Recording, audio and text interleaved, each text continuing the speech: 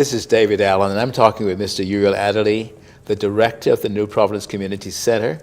And I came to visit him when he was under siege by evacuees from the southern islands. I sensed his pain and anxiety because in the early days, you had food to last for 3 days. And I came bringing my little 5 loaves and 2 fish. And when I got there, I said, wow, this is a big thing. And he was scared. I won't say I was scared. I won't say that. Some anxiety level builds. One of the challenges. You weren't even sleeping because you told me you hardly slept. I hardly slept. So what were you doing all night? Looking up in heaven. Praying for bread, eh? Well, I guess a lot of it was anticipation. You know, what to expect. Where are we going with this? How's it going to end? And again, you know, you're bringing people in from the southern islands. Remember now. Which islands they came in from? They came in from Auckland, primarily from the area of Salina Point. Then you had persons from Megwana, persons from Inagua, and persons from Crooked Island. And you had the whole shebang. So, you know, persons coming in, they come in with a lot of anxiety. Yeah. Because, you know, the idea is I'm moving into this shelter. Because when I first showed up on Friday morning, it wasn't Friday, it was Wednesday morning. Mm-hmm. That's when they first started coming into the building. And when I showed up there was like a dispute going on. Because there was this Defense Force bus showed up, but pulled up, and I saw these people coming off, and then there was a dispute going on.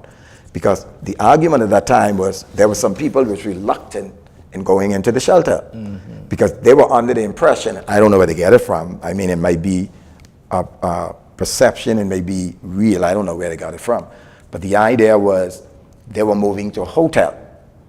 So when they walk into the auditorium, they saw all these cots laying off and this huge open room. Like, they started to revolt. They like, hey, we're not going in there. And they started calling their relatives to come for them. And there was like some little tension going on. So what I did, I just ignored it. I just walked past and I went straight into the auditorium, into the building. And when I walked into the building, social service at that point was telling me that there were persons calling their relative that were refusing to stay at the shelter. Mm-hmm. Because, you know, they come with this idea that they wanted privacy, that they was going to put up curtains, and that was a no-no.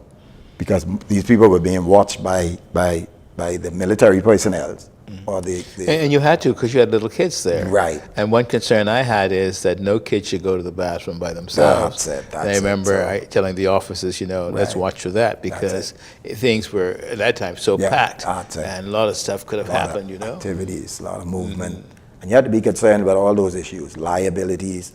And that's why even when social service was reluctant in me bringing in people outside of the evacuees, I was concurrent to some extent because, you know, I didn't want to take on the liability of challenging them and then taking persons other than evacuees, and then you have an issue develop, and then later just point in our direction. Mm-hmm. So I had to make sure that I safeguard the church.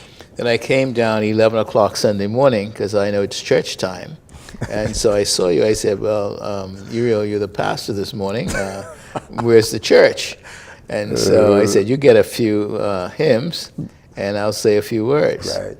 And we had church. You had church. And I just felt I was so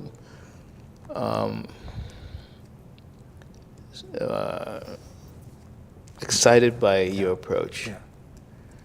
Because I know it was not an easy thing to do. You were cool, you were calm, and you were collected. Yes. But you were tired too. Yeah, very tired. I think, like, again, it was an anxiety issue. It's like, you know, once you put persons in the building and the process of shelter management kick in, you then become concerned about a lot of issues. The anxiety level among the persons in the building, coordinating with social, so making sure that you make all the right decisions. Yeah. Because I have staff members and volunteers in the building, and, you know, I try to work in a coordinated effort to make sure that everything runs smooth. Mm-hmm. And How many staff do you have? I had roughly 6 persons on staff. Wow. And they stayed there the whole time? They stayed there the entire time. Isn't that amazing? The whole, because you see, when I took over the responsibility of the shelter, because when I was first interviewed at the church, I came on as the director for the center, director for the facility, along with the accounting function of the church. The hurricane shelter was one of those that was a distance. It wasn't in my mind. It's only when, like several months into my tenure, that I discovered that the function of the hurricane shelter, mobilizing the facility to house persons in the event of a disaster, came several months after. And me and the pastor and I had a discussion on it, and he said, look, that come under you. And I like, hey, wait a minute, no. I mean, we got to find one shelter manager. And then we went back and forth. And he said, no, that is your responsibility. So immediately, I formed a committee within the church with volunteers. But after we had all the discussion and went back and forth, the gentleman at the time, Victor Rollins, who was at the time the shelter manager, he said to me, he said, wait a minute. He said, you can meet with all these people as much as you want and as often as you want. When a disaster hit, the only people you're going to depend on is the persons in that facility. And Wow. and then I met with my staff, and I said, look here, wait a minute. We're going to face with a challenge here with the hurricane shelter. And then I met with them on an individual basis. We talk about the idea of each one of them volunteering, because they're not paid. They volunteer. That was so amazing, fellow Bahamians, said, to see people who were volunteering, spending night and day there, giving their time. And I'm sure it was not easy. Some of them, in most of our cases, we brought our families in I see. to spend the entire week or up to a certain point with us. But the idea was I needed to lean on my staff. Mm-hmm. I mean, volunteers, the persons are beyond my staff. They're kind enough to come in, and we do appreciate them. But, I place most of the demand on my staff, and each one of them committed to working the shelter. They said, boss man, every time we have a shelter situation, we are willing to come and stay at the shelter. Wow. And they was prepared to stay throughout the entire ordeal, the entire process. Yeah. And I commend them. Now, I know that you were there and Pastor Matthew Sweeten, but he was raising funds and he was on the outside working the getting phones stuff. and Yes. and coordinating on the outside. Well, every time I made a decision, I call him. Right. So I bounce it off him and I say, like, where do we go here? Because see, another thing that that I need to explain to the public too. When we first started, the idea was to become a shelter. It was really a shelter, and you're dealing with the 2-day window, 2 or 3 day window, 3 days window.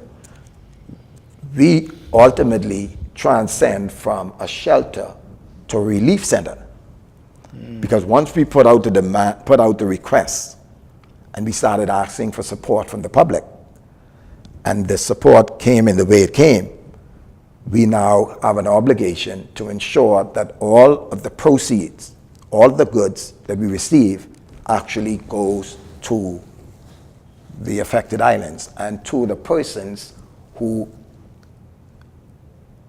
it was intended for. So that was very important, because I also did a little fundraising, and people said, Doc, this is for the shelter people, not for the church. They made it very clear. That's it. And I came to you and I said, that's what this is really all about. We have to make sure we honor what people want. They wanted to identify with the evacuees and to support them.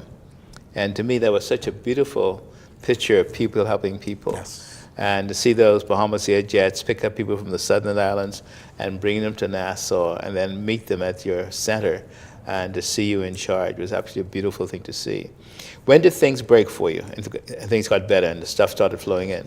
Well, I think we was in our 3rd day, roughly 3rd day, and we started having major organizations coming in, and they started requesting in some way, they started to provide us support. Like, for example, we had companies like Atlantis, Ed Fields, and the activities department there at Atlantis, Allison Colley, and I started getting phone calls, and they're asking, can we come over and provide dinner or lunch? And then they came over and they provide entertainment for the children. And I mean, Atlantis, for some reason, like I was getting the impression that they were trying to steal the children, because they were there like just about every day, Wonderful. asking for permission to take them over to the theme park and take them to their facilities over there. Mm-hmm. And then came along Bahama. They were committed to providing dinner every night.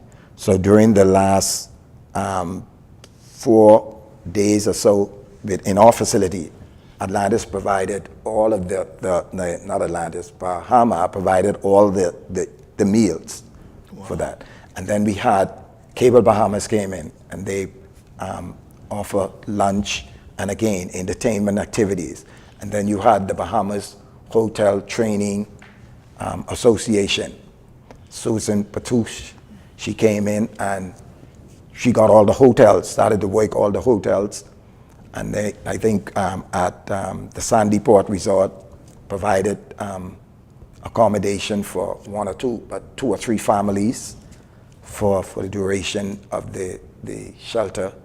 And then you had Little Caesar, you had Domino's Pizza, and the list goes on. The list goes on. So the tide just opened up and people started flooding. The tide flooding opened up and the floodgate, and we started getting a lot of personal care products. We started getting a lot of food.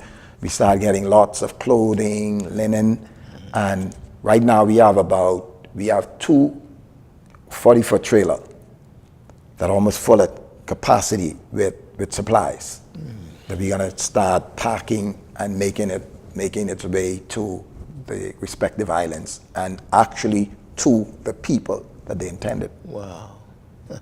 I made a commitment that I'm gonna travel on the boat to Salina Point with one of the shipment. But I think I'm backing off that a little bit, but eventually. Well, Uriel, what a great job you did, and just want to congratulate you because it was a powerful example of people helping people. We're going to take a break and be right back.